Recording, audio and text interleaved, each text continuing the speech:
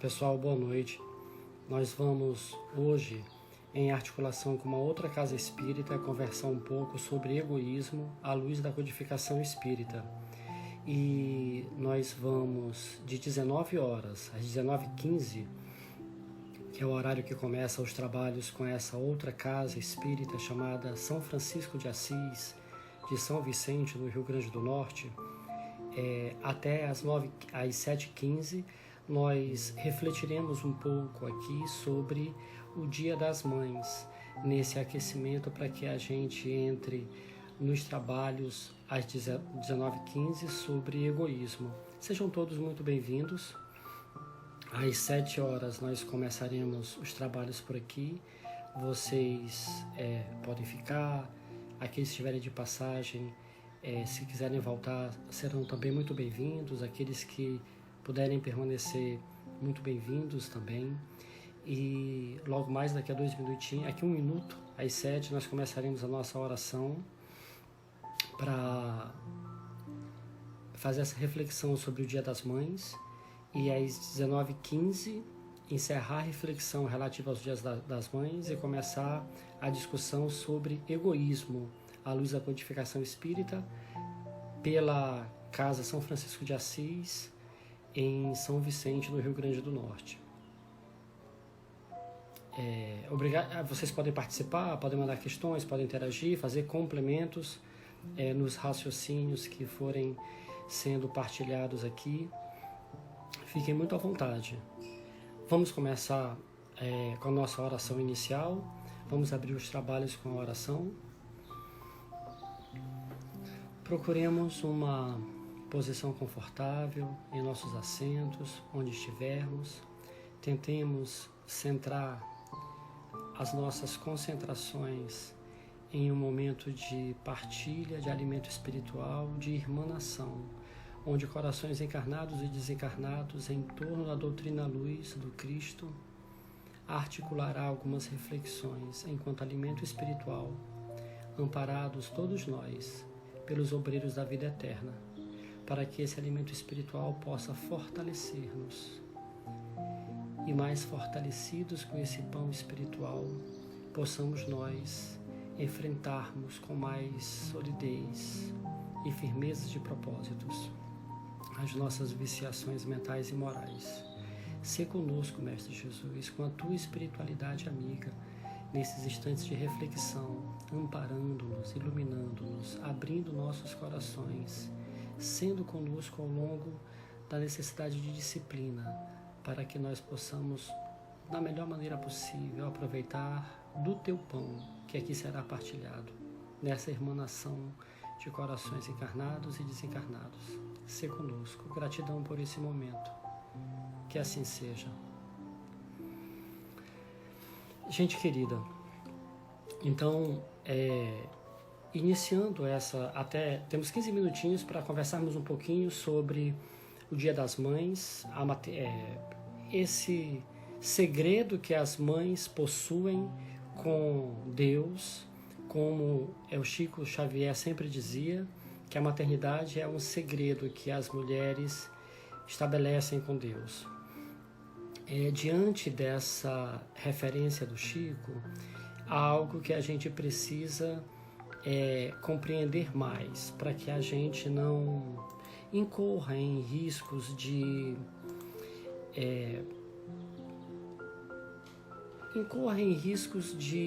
ingratidão, de distanciamento, de padrões vibratórios que nos elevem espiritualmente. Eu queria iniciar essa discussão falando que dentro de todo adulto, por muito e muito tempo, sempre existe uma criança ferida. Em maior ou menor grau, dentro de todo adulto existe uma criança ferida. Essa criança ferida, com o processo de espiritualidade, de adensamento da espiritualidade, tende a ir sendo superada, tende a ir resolvendo os seus próprios problemas.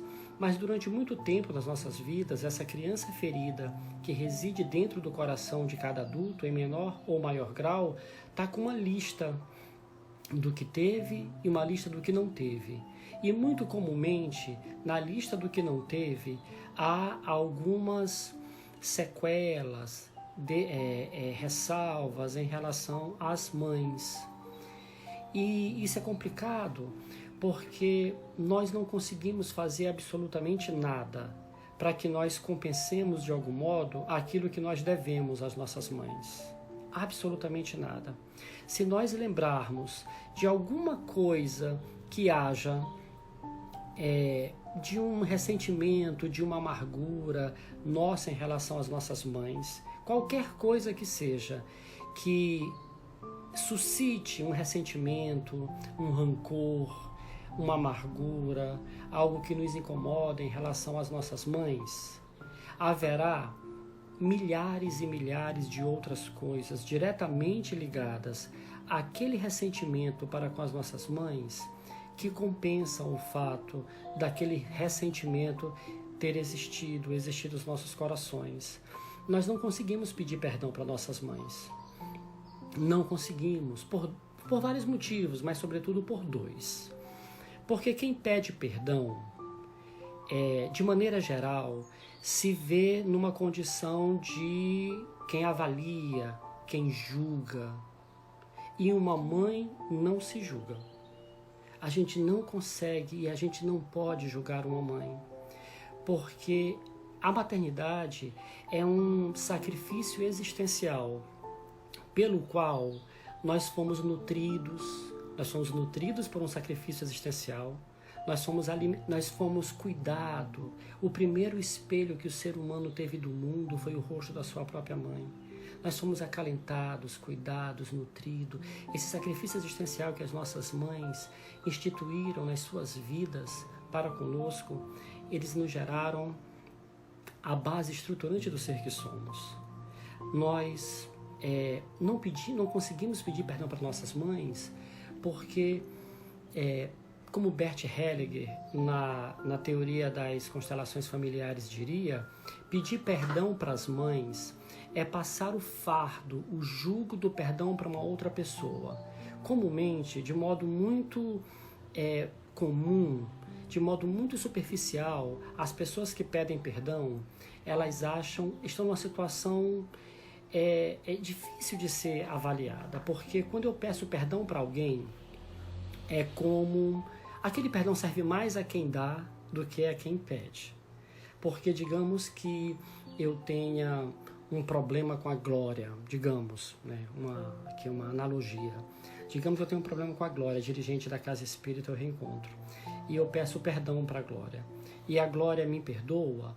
Aquele perdão que a Glória me deu não redignifica a minha consciência, não recompõe a minha liberdade face ante a minha consciência.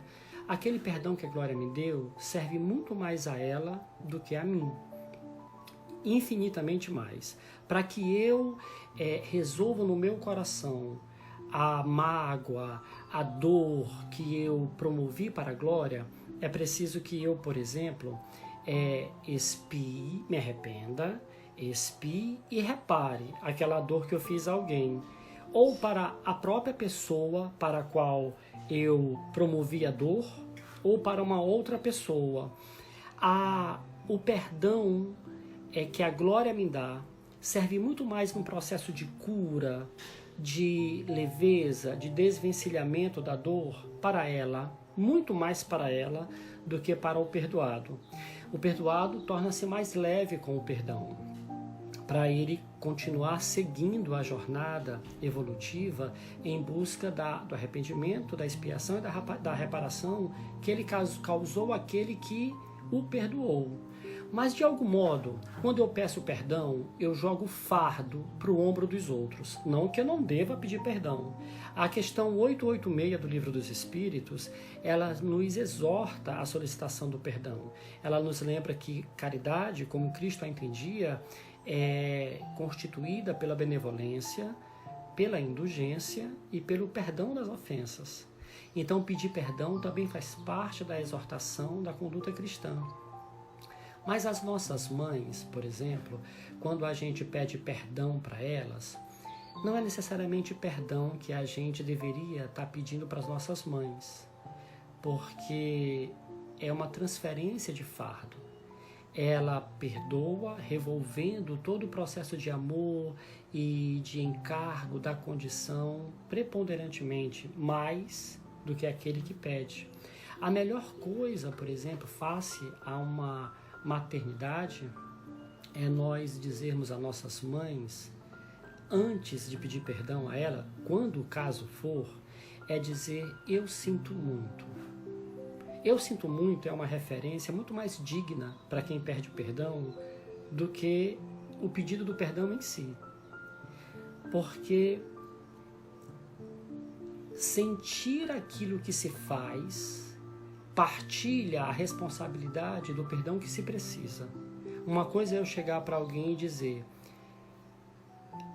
Glória, me perdoa. E uma outra coisa é eu chegar para alguém e dizer: Glória, eu sinto muito pelo que eu te fiz. São duas coisas completamente diferentes. Não que o perdão não deva ser solicitado, pedido, me entendam. A questão 886 do Livro dos Espíritos exorta-nos a pedir o perdão, a conferir o perdão, a dar o perdão. Mas é um perdão que a gente pede e imediatamente ou antes dele a gente diz: eu sinto muito. E dizer eu sinto muito do fundo do coração. As nossas mães, elas precisam ser honradas. Honradas não é somente respeitá-las. Honrar é reverenciar, é um ato de cuidado, de zelo, para com que nós somos a partir do que elas representaram para a gente. Depois do sacrifício existencial que foi a maternidade delas em nossas vidas. É interessante, por exemplo, que uma mangueira, uma árvore, na natureza, a lei da natureza, né? A manga não serve à mangueira.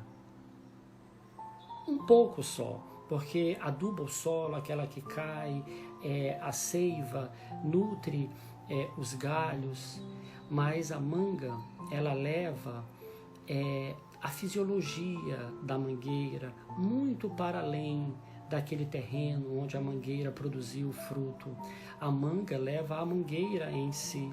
E quando essa manga germina, alimenta, referencia o fruto que ela faz uma menção direta e ela só pôde existir ali em função da mangueira, que era a sua relação inicial de pertencimento. Então, a honra às nossas mães é que a gente consiga cuidar mais e melhor de nós mesmos. Qual é o presente mais significativo que uma mãe pode dar a um filho e que um filho pode dar a uma mãe? O presente mais significativo, mais reluzente, o presente mais radiante que uma mãe pode dar a um filho é ele mesmo. Porque esse filho conviverá consigo mesmo ao longo de todos os dias das suas existências, ou da sua existência nesse recorte da reencarnação. Então, para que esse filho consiga ser uma boa companhia para si, para que esse filho consiga perdoar, para que esse filho possa fazer uma referência da estrutura de afeto para com outras pessoas, ter uma relação de consciência com o mundo, em relação às pessoas, em relação a não ser lesado, dar e receber em equilíbrio, não necessitar receber mais do que o compromisso, a responsabilidade de também oferecer, nessa relação justa de dar e receber. Então um filho, ele precisa desse equilíbrio de ser, sentir, comportar-se, agir de uma maneira justa, de uma maneira serena e ser uma boa companhia para si. Esse é o melhor presente que um pai e uma mãe pode dar a um filho, é o fato de ele conseguir conviver consigo mesmo para toda a sua vida. E o filho, o melhor presente que ele pode dar à sua mãe a mãe não espera necessariamente ver um filho feliz a vida inteira, feliz ininterruptamente. ela não espera necessariamente isso, porque de algum modo as mães entendem que a felicidade não é desse mundo. Ela se instaura as bases. Nós amadurecemos a partir de relações que nós vivemos momentos felizes. Ela começa aqui. Ela se institui em relação aos valores de cultivo, de responsabilidade, de zelo por essa felicidade aqui. Mas as mães de algum modo sabem que ninguém é feliz o tempo todo, uma vez que nós vivemos no orbe de provas e expiações. Então, aquilo que mais agrada às nossas mães é a condição de nós levantarmos, nos cuidar, não ficarmos no fundo, não ficarmos jogados após uma queda que se constituiu a partir de uma agrura da alma. Aquilo que mais alimenta a sensação de realização das nossas mães é a condição que nós temos de nos levantar após cada tombo, de, depois de um determinado tempo da vida, não cair muito, não cair sempre, demorar mais para cair e ter a dignidade de levantar e recomeçar e reconstruir e estar junto dela, não é? Junto dela do ponto de vista dos princípios e da sinergia, porque as nossas mães, nós não fomos feitos para ter para com as nossas mães um sentimento de nunca conseguir sair de perto delas. Não é necessariamente isso, porque não é que as nossas mães nos criem para o mundo. Nenhuma mãe cria nenhum filho para o mundo. Não há nada mais cruel do que essa compreensão de que a gente cria um filho para o mundo. O mundo é muito cruel, o mundo é um mundo ainda de expiação, o mundo é um mundo de provas duríssimas. E a gente não cria um filho necessariamente para o mundo, a gente cria um filho para ele mesmo, para ele conviver consigo mesmo de um modo equilibrado, sereno e assenhoreado de si ao longo da sua existência inteira. A gente cria um filho para que ele consiga conviver consigo mesmo. Essa maternidade, ela é fruto das experiências. Essa maternidade... Wesley, querido, por favor, peça novamente a partilha. Wesley, boa noite, meu querido irmão. A gente estava aqui numa reflexão muito rapidamente sobre o Dia das Mães, a maternidade, sobre o que é essa referência das mães das nossas vidas. Enquanto você chegava. Muito bem. Seja muito bem-vindo, Wesley. Seja muito bem-vindo. Ótimo, querido. Está me ouvindo bem? Estamos sim. Nós já fizemos a prece inicial, mas vamos fazer de novo, porque como a Casa Espírita São Francisco de Assis começa os trabalhos às 7h15 e o pessoal da Casa Espírita São Francisco de Assis está começando a chegar agora, a gente pode fazer uma outra prece, porque prece sempre ajuda. Com certeza, meu amigo. Só concluindo, Wesley, a reflexão que eu estava com o pessoal aqui, eu queria dizer que, só para que a gente conclua, que dentro de nós levamos muito tempo para deixarmos de ser um adulto ferido.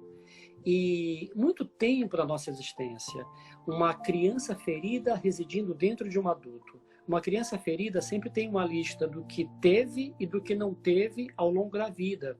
E de uma forma ou de outra, as mães são responsabilizadas por aquela lista do eu não tive em relação às mães. Não há absolutamente nada que a gente consiga fazer para compensar o que uma mãe fez pela gente. Absolutamente nada. Para cada dor, para cada mágoa, para cada ressentimento, para cada questão que nos mobiliza um certo desafeto em relação a uma lembrança infeliz das nossas mães, há milhares e milhares de outras ações diretamente ligadas àquela questão do ressentimento que compensam o que as mães fizeram. Porque a maternidade é um exercício de sacrifício existencial que começa desde a concepção. As nossas mães precisam ser honradas, não porque sejam seres perfeitos. As nossas mães são seres imperfeitos, como são os humanos nessa condição de orbe de provas e expiações. Tem feridas não curadas, elas tem uma natureza humana em processo de constituição, tem muitos sonhos que não foram possíveis serem vividos em função da maternidade pela qual ela se entregou também a nós. A nossa mãe é o mecanismo vivo de aliança com Deus que nos trouxe novamente a uma nova etapa da vida. Ela optou pela vida. Ela optou por um sacrifício existencial em nome da nossa formação. Nós somos referencialmente aquilo que nós conseguimos aprender com as nossas mães, que nós conseguimos nutrir no espírito a partir das nossas mães. As nossas mães são o elo que nos trouxeram ao mundo e que ainda hoje nós respondemos ao mundo em função do que a gente aprendeu a dizer a ela, em função do que a gente aprendeu a viver com ela. As nossas respostas que nós damos ao mundo têm a fisiologia do amor, da capacidade de amar das nossas mães. Que Deus as abençoe, as ampare, as ilumine, por onde elas estejam, hoje, agora e sempre. Que as nossas mães tenham para conosco, de nós, do nosso coração para com elas, um sentimento de profunda gratidão por existirmos em função de um sacrifício existencial que elas nos presentearam desde sempre, desde a concepção. Nós amamos as nossas mães. Wesley, querido, antes da nossa prece com o pessoal do São Francisco de Assis, você canta pra gente, por favor? Canto sim, amigo.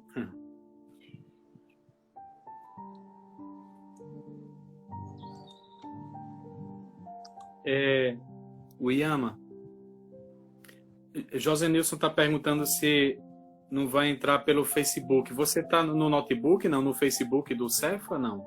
Não tô. Não tô. Porque também não daria certo, porque não ia aparecer para os dois, né? A não Sim. ser que estivesse usando um aplicativo específico. Aí eu também não uso, não. Vai ser só por aqui, né? Vamos ficar devendo essa.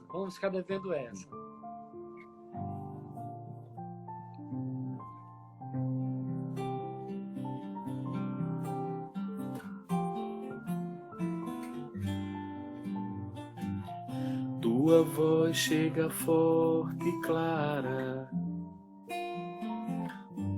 toca meu ser, aquece, ilumina todo meu viver. Acordo, abro os olhos, as violetas estão em flor. Teu amor me renova, me levas aonde for. Livre saio a cantar, encontro enfim tua luz. Não quero jamais te perder, meu querido e amado Jesus. Solto nada quero, Deus é e basta. Nada tenho, nada sou, Deus é e basta. Deus é e basta.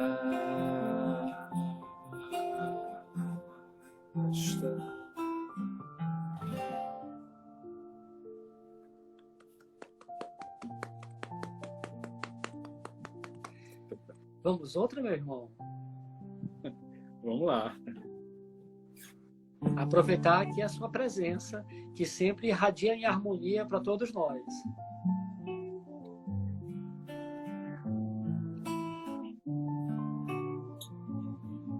Se a tua mão estiver na minha mão e nosso coração cantar canções de fé, se nós dissermos que queremos hoje ainda ver o sol, se nossos olhos luzes novas cintilarem e a nossa voz em coro disser sim, Então será agora, então será a hora da regeneração. Então será agora, então será a hora da regeneração. Oh, oh, oh.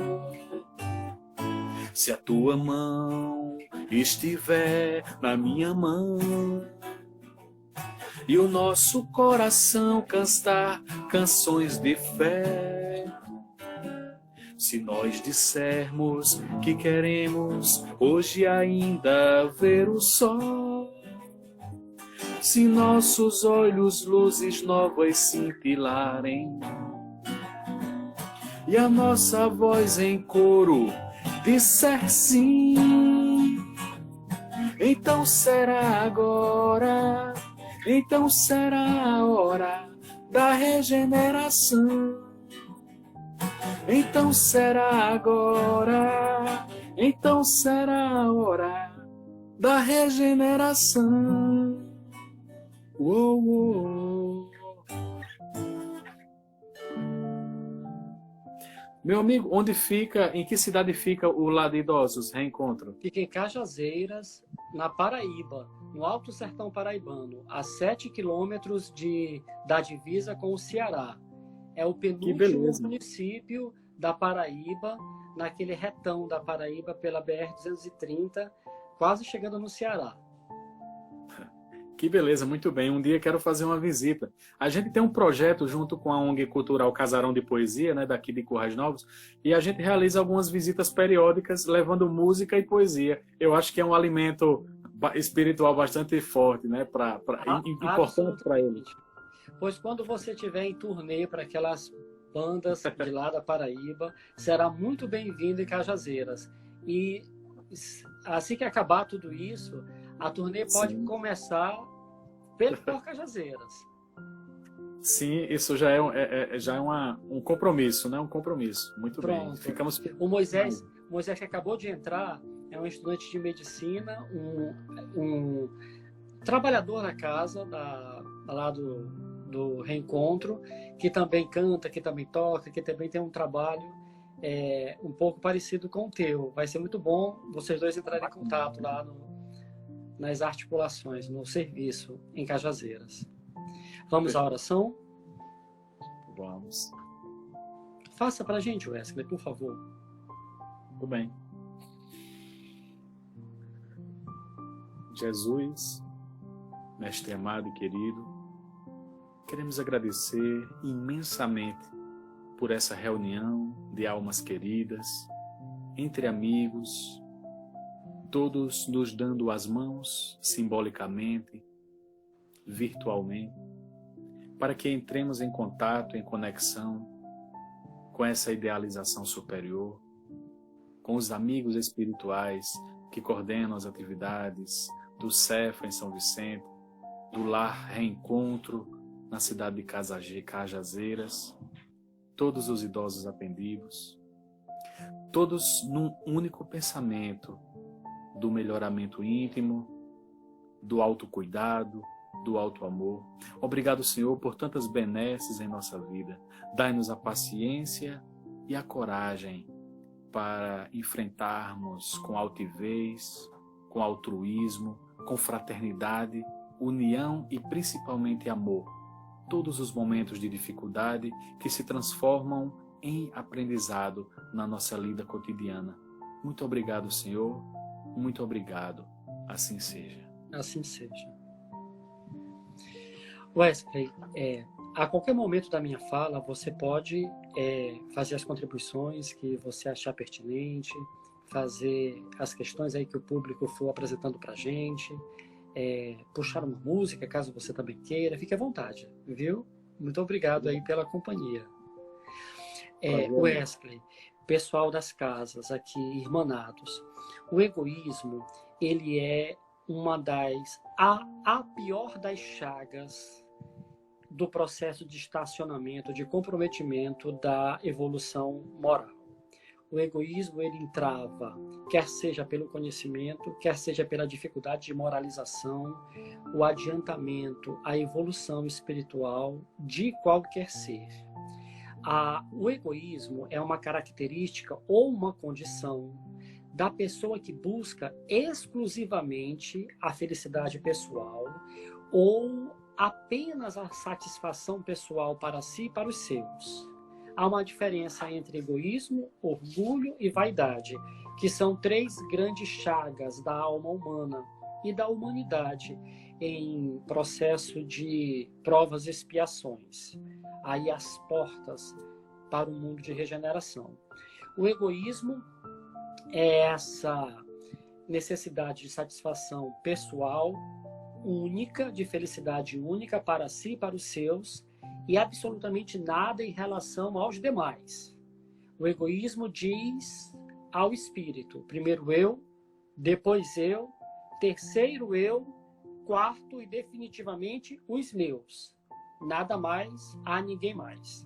Então o egoísmo é essa chaga que encrudece, que faz com que o espírito seja parasitário da graça do alto, porque esse espírito recebe em saúde, em amparo, em proteção divina, em cuidado, em amor, em providência, e aí quando chega nele, estagna, concentra e não sai dele para o outro. Ele não exercita para com o outro o mesmo movimento de graça que ele recebe da espiritualidade amiga de Deus. Ele parasita a vida, o egoísta parasita a vida e não responde ao fluxo da vida. O DNA da natureza é o fluir. Nós já discutimos isso em outras ocasiões. Tudo na natureza flui. O que na natureza estanca é uma contribuição da natureza, um exemplo da natureza para nos mostrar que apodrece, que morre, que é ruim. A natureza, o livro da natureza, nos mostra exemplos diariamente para que nós exercitemos o discernimento entre o bem e o mal. Tudo na natureza funciona em equilíbrio. E o que há na natureza fora do equilíbrio apodrece, morre, por estar estagnado, por não fluir. E é um exemplo que a natureza nos dá para observação do mal que há no não fluir. Por ocasião de uma outra vez que nós conversamos sobre isso, nós falávamos do lago de Genezaré, que os evangelistas, por não ter ainda o conhecimento que nós temos hoje, naquela ocasião, dizia que era o Mar da Galileia. O Mar da Galileia é um grande lago que é formado pelo degelo das águas das colinas de Golã, por onde as águas escorrem até chegar no lago de Genezaré, do Tiberíades, me perdoe. Tudo é vida, tudo é verde, tudo germina, tudo planta, tudo floresce, tudo produz, tudo é verde, tudo é mais úmido. E aí chega no lago do Tiberíades, ali concentra no entorno do lago, tudo é vida, tudo é verde, tudo germina, sai do lago do Tiberíades na direção do Mar Morto. Chega no Mar Morto, é represado, de lá não vai para mais canto nenhum, é concentrado, para. Então, do Mar Morto para frente, tudo é areia, tudo é árido, tudo é causticante, tudo é morte. Há muito pouca beleza no deserto que há do Mar Morto para frente, porque o Mar Morto parou, represou, concentrou, não fluiu. Então a natureza, ela tem uma codificação genética que estabelece o seu padrão vibratório no orbe, que é o do fluir. Então o espírito necessita também fluir por estar no mesmo orbe, na mesma frequência harmonizatória do planeta. E tem um compromisso com o planeta de evoluir, porque essa evolução do ser depende da evolução do planeta. É da melhoria do padrão vibratório dos espíritos que o planeta evolui ascensionalmente em frequência, em vibração também. Não há um momento mágico que o planeta vai evoluir a despeito da qualidade do padrão vibratório das populações que nele há.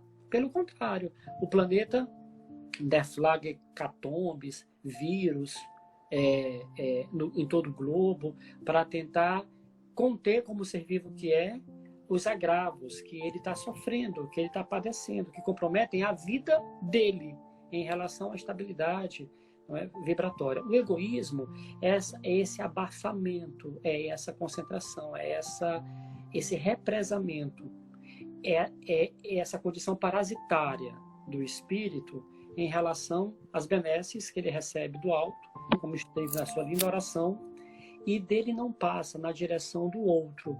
Ele não é para o outro um pouco do que Deus e a espiritualidade amiga é para ele.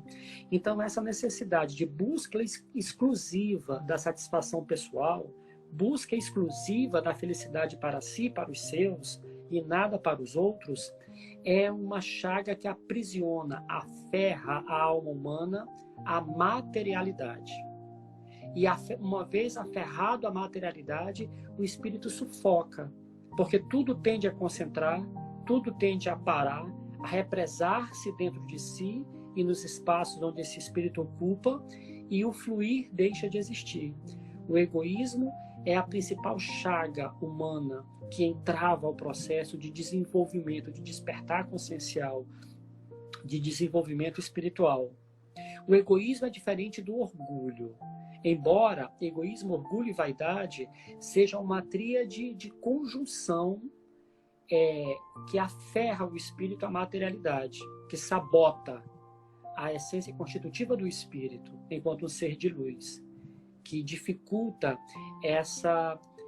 esse desenvolvimento da consciência do espírito de sentir-se, saber-se, reconhecer-se luz. Então, o orgulho é quando é impossível haver um egoísta que não seja orgulhoso, não é? A gente, por estar aferrado, Wesley, também, à materialidade, a gente entende muito pessimamente muita coisa. O que é vida, o que é Deus, o que é Jesus, o que é Espírito, o que é evolução. A gente demora muito a educar o espírito nessa seara do Cristo, para entender essas categorias melhor. Tanto é a tal ponto que quando um filho, um ente querido, alguém próximo, um aluno nosso, passa no vestibular, passa no Enem, a gente diz assim mesmo: eu estou muito orgulhoso de fulano. Eu estou muito orgulhoso. Vai lá e dá um abraço, uma pessoa diz: eu estou orgulhoso. Vai para as redes sociais, escreve: é um orgulho só, um orgulho só. Não há quanto de orgulho bom. Orgulho é sempre ruim. E as pessoas tendem, antes dessa educação do espírito, tendem a confundir satisfação, momentos de felicidade, alegria com orgulho.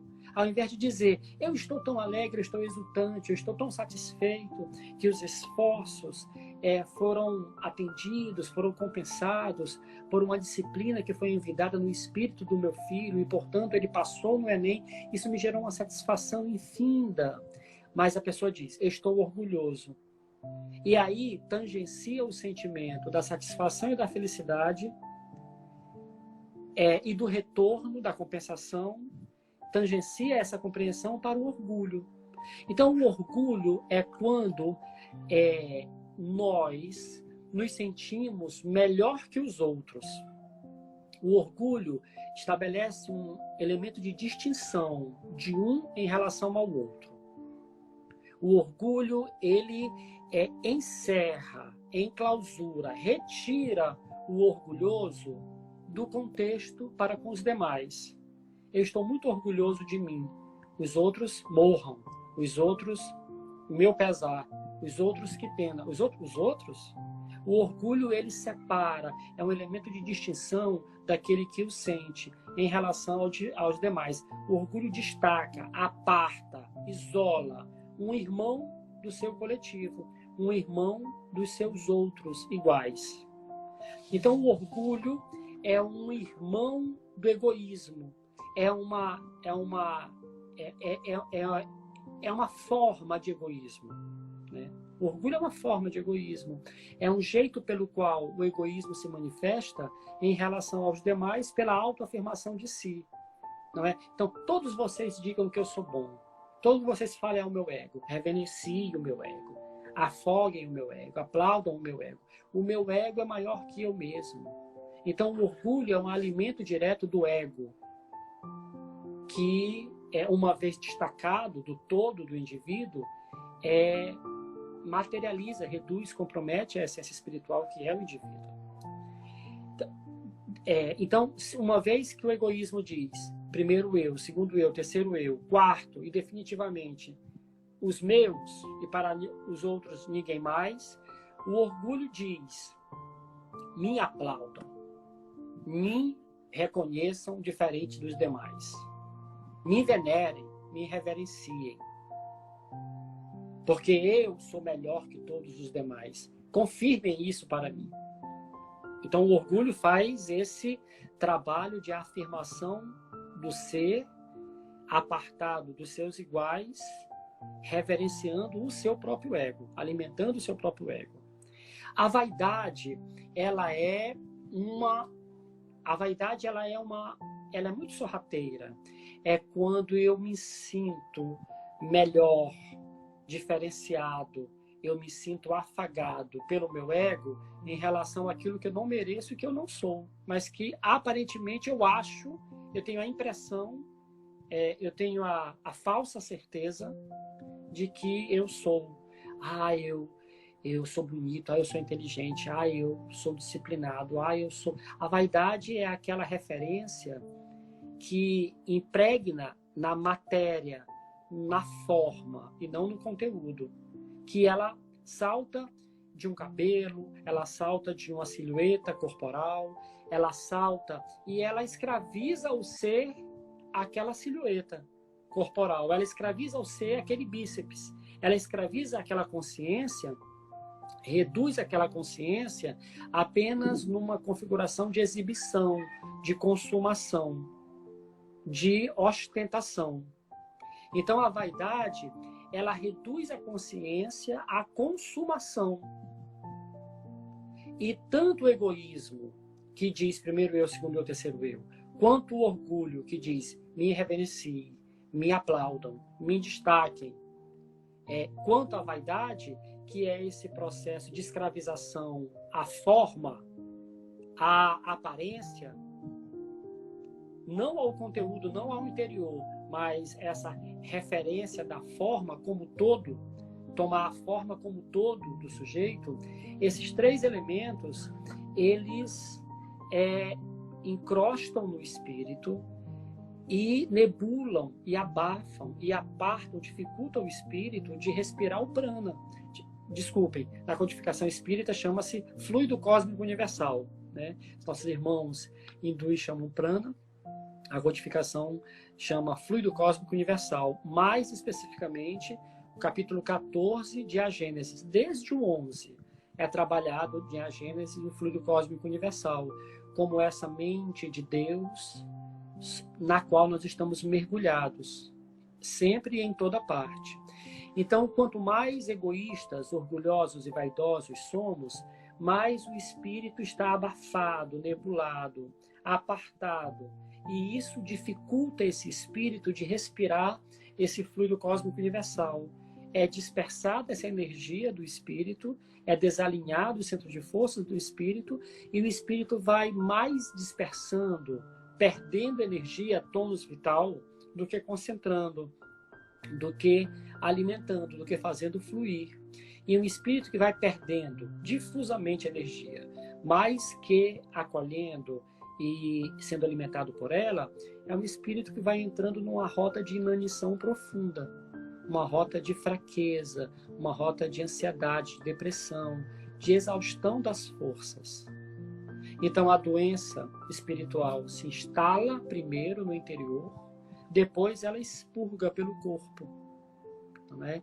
Então, todas as vezes que nós estamos com dificuldade de respirar mais e melhor o fluido cósmico universal, é porque há muitos miasmas, muitos corpúsculos, muitas formas de pensamento que vão nebulando e fechando no nosso perispírito, porque nós temos um perispírito, somos um espírito residindo dentro de um perispírito, que por sua vez é o macrocampo energético de um corpo, material, de um corpo biológico. O perispírito é um corpo físico desse orbe. O corpo orgânico é a matéria, o corpo material, e o corpo físico para esse orbe é o perispírito, que é esse corpo semimaterial, que é físico do ponto de vista da semimaterialidade, que é próprio de orbes com padrão vibratório que dependem da materialidade ainda, para os processos de consciencialização. Então, enfim, então, esse nebular vai tapando as possibilidades de respirar esse fluido cósmico. Vamos a algumas questões do Livro dos Espíritos. O que é que o Livro dos Espíritos nos diz do egoísmo, mais especificamente? Eu queria começar pela questão 913, 913 do Livro dos Espíritos, quando Kardec pergunta assim aos benfeitores: dentre os vícios, qual se pode considerar o mais radical, o mais nocivo à condição do espírito, o que mais impacta, compromete a iluminação, a harmonização, uma boa frequência vibratória do espírito? E os benfeitores espirituais são categóricos em relação a essa resposta. Na 913, eles dizem: temos-lo dito, muitas vezes é o egoísmo. E eles voltam a ratificar. E aí eles dizem que quem quiser, desde esta vida, ir se aproximando de uma elaboração moral um pouco mais salutar, e na direção da perfeição moral, deve expurgar do seu coração todo sentimento de egoísmo, visto ser o egoísmo incompatível com a justiça, o amor e a caridade. Então, quanto mais egoísta é o ser, mais materializado, mais escravizado à materialidade ele está, e por estar mais escravizado à materialidade, mais dificuldade ele tem no ato de amar, na capacidade de amar. E aí ele tem sérios problemas em relação ao ato de amar, porque o amor é uma expressão da fisiologia do espírito, que é luz, que é amor, que é leveza, engrandecimento, crescimento coletivo na direção de Deus. Então o egoísta, ele ama mal. Ele ama muito mal. Ele ama em função do que o outro representa na vida dele, para alimentar a criança ferida dentro dele, em relação ao que ele pode receber, em relação ao que ele pode ter, né?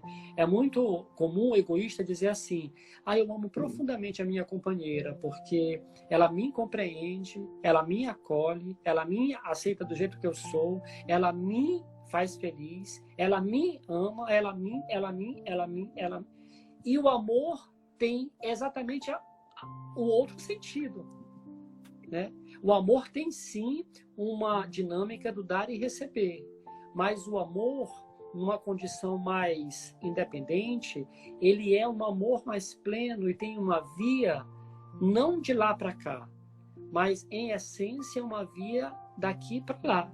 Então quem ama pelo fato do outro mim, e preponderante o outro mim, ama ainda como uma criança, ama ainda como um ser irracional que só consegue receber e que não evoluiu, que não cresceu espiritualmente e que não desenvolveu espiritualmente, que mais precisa receber do que tem o compromisso e o entendimento que precisa dar, e numa relação de compatibilidade, não é?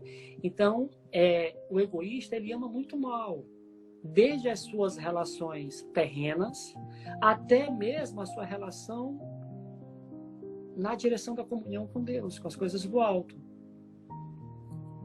Até mesmo em relação às coisas do alto. Então, o egoísta, ele é ciumento, ele é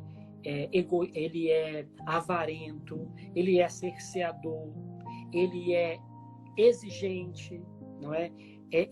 O egoísta, ele é sempre muito exigente com os outros, muito pouco com ele, porque veja, na lição do filho pródigo, quando diz que o filho pródigo foi até o pai, Jesus diz nos evangelhos que o filho pródigo, em relação à riqueza do pai, ele exige a parte que lhe cabe. Jesus não diz que o filho pródigo pediu ao pai a parte da herança. Jesus disse, ele exigiu a parte dele. Porque todo egoísta, insensato, criança ferida, que não cresceu espiritualmente, não se tornou um adulto assenhoreado minimamente da condição moral para consigo e para com o outro, é um ser que exige mais do outro do que de si. Por favor, Wesley. É interessante notar nessas dificuldades que você apontou, né, principalmente essas três aí, egoísmo, orgulho e vaidade, né?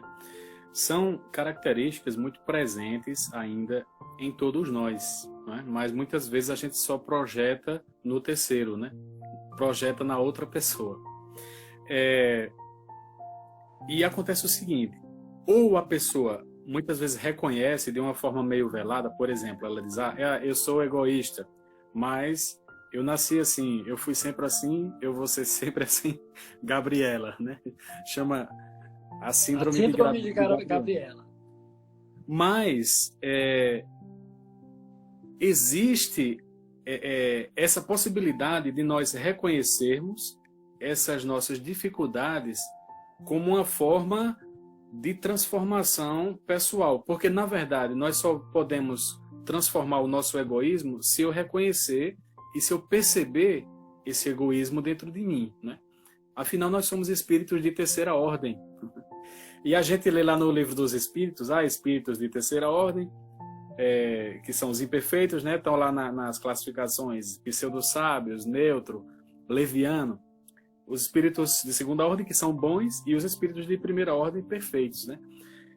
E eu fico pensando, quando a gente está lendo, por exemplo, a primeira vez o livro dos espíritos, então você lê que existem esses tipos de espírito, e a gente fica meio que se perguntando em que será, fica se auto-sabotando, né? Em que categoria será que eu estou, né? Então, a gente percebe lá no livro O Evangelho segundo o Espiritismo que o homem de bem, a pessoa de bem, é aquela que pratica o bem com todas as suas forças durante todo o tempo, né? Então, nós percebemos que nós estamos muito longe disso. Outro dia eu estava vendo uma palestra do Marlon Reiki-Down, que é um psicólogo e espírita, e numa live, uma seguidora da página dele estava perguntando assim, Marlon, como é que eu vou atingir a luz? E eu achei muito boa a colocação dele, que ele disse assim, pare de querer atingir essa luz logo, né? Primeiro reconheça quais são as suas dificuldades. Você é egoísta, você é orgulhoso, você é vaidoso. Vamos perceber isso, porque nós somos pequenos, né? A nossa vida inconsciente ela é muito grande. Como dizia o psicólogo Jung, a vida consciente é uma rolha no oceano, né? O oceano é a vida inconsciente. A rolha é a vida consciente. Como é que eu vou querer achar que eu sei de alguma coisa, né? Então, nós temos que nos saber que somos pequenos, que temos essas falhas, e reconhecê-las. Aí, como o Marlon disse, quando eu reconheço as minhas sombras, isso já é um processo de transformação, né? Porque eu vou perceber a partir daquele momento que, por exemplo, se eu sou egoísta, então se eu sou agressivo, se eu sou ignorante com alguém, quando eu vou percebendo isso e me aceitando, eu vou tentando frear esses impulsos, né? E é assim que eu vou nesse processo de transformação. Mas é importantíssimo a gente não se auto-sabotar e ficar pensando, não, eu acho que eu já estou evoluído, eu não sou egoísta, né? E durante várias vezes do dia, nós podemos perceber pequenas ações em que nós estamos sendo negligentes com o nosso lado moral, né? Então, eu acho que o autodescobrimento é essa autotransformação. Perfeito. E tem uma porção de exercícios para a gente perceber o quanto a gente é egoísta ainda. Por exemplo, vamos abrir nosso guarda-roupa. Vamos olhar as peças de roupa que a gente não vai mais usar nunca mais. Então, entra nessa categoria todas as peças que a gente não mais usou nos últimos 60 dias. Se a gente não mais usou nos últimos 60 dias, significa dizer, provavelmente, nós nunca mais vamos usar aquelas peças. O que elas estão fazendo ali? Elas são a materialidade do egoísmo nosso de cada dia. Elas não estão ali por elas próprias. Elas estão ali porque elas representam algo que é muito mais danoso do que elas. O egoísmo que a gente carrega dentro dos nossos corações, que ainda nos constitui. Então, a gente consegue viajar, levar uma mala de bordo. A gente passa uma semana com uma mala de bordo. Tudo que a gente precisou em uma semana estava dentro de uma mala de bordo. Então, vamos pensar nessas circunstâncias, não é? Enfim, a nossa... Como eu entrei 5 minutinhos antes das 7, a nossa live ela vai cair, o Instagram vai derrubar a gente. Então é importante que a gente, daqui a pouquinho que o Instagram vai derrubar, a gente volta para essa live para que a gente continue conversando um pouquinho mais na direção de concluir esses pensamentos. Tá bom, pessoal? Então, por onde é que aparece o egoísmo? Quais são as outras manifestações do egoísmo na nossa vida? Ganância. Todas as vezes que a gente quer um pouco mais acima daquilo que a gente precisa. O que é que existe na nossa casa que a gente quer supérfluo? A questão 704 do Livro dos Espíritos diz que só é útil às nossas vidas aquilo que não é supérfluo. Só o útil é necessário. O supérfluo nunca é necessário. Então, sempre que a gente consome algo que a gente não precisa necessariamente, nós estamos sendo gananciosos. A ganância é uma expressão do egoísmo. A outra expressão do egoísmo é o próprio orgulho e a própria vaidade. Orgulho não é uma coisa completamente diferente. Não haveria orgulho sem egoísmo instaurado. Não haveria vaidade sem egoísmo instaurado. Toda e qualquer ostentação, de todo e qualquer nível, isso está valendo para as nossas fotos nas redes sociais. Então, quando a gente ostenta nas redes sociais um estilo de vida, quando a gente ostenta, tem a necessidade de mostrar os nossos exercícios diários, nossos pratos diários, os nossos livros, a nossa rotina de estudo, tudo que nós ostentamos para o outro é uma manifestação do egoísmo que purga, que chaga a alma. E não há egoísmo que não fira de morte, que chague,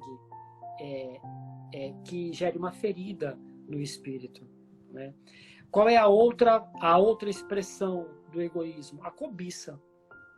A cobiça da mulher alheia, a cobiça da vida alheia, a cobiça dos bens alheios, a cobiça daquilo que eu não tenho, toda espécie de cobiça é uma expressão do egoísmo. Não é? A cobiça de mais dinheiro, a cobiça de melhores condições de vida, para além do que nós damos conta, não é?